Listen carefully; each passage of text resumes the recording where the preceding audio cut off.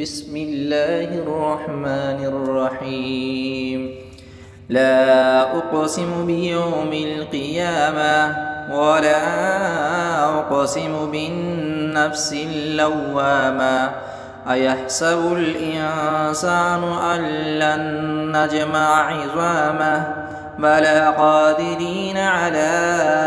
أن نسوي بنانه بل يريد الإنسان ليفجر أمامه يسأل أيان يوم القيامة فإذا برق البصر وخسف القمر وجمع الشمس والقمر يقول الإنسان يومئذ أين المفر كلا لا وزر إلى ربك يومئذ المستقر ينبأ الإنسان يومئذ بما قدم وأخر بل الإنسان على نفسه بصيرة ولو ألقى معاذيره لا تحرك به لسانك لتعجل به إن علينا جمعه وقرآنه فإذا قرأناه فاتبع قرآنه ثم إن علينا بيانه كلا بل تحبون العاجلة وتذرون الآخرة وجوه يومئذ ناظرة إلى ربها ناظرة ووجوه يومئذ باسرة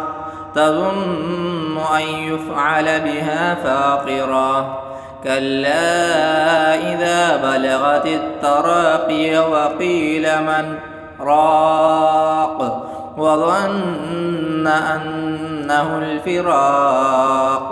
والتفت الساق بالساق إلى ربك يومئذ المساق فلا صدق ولا صلى ولكن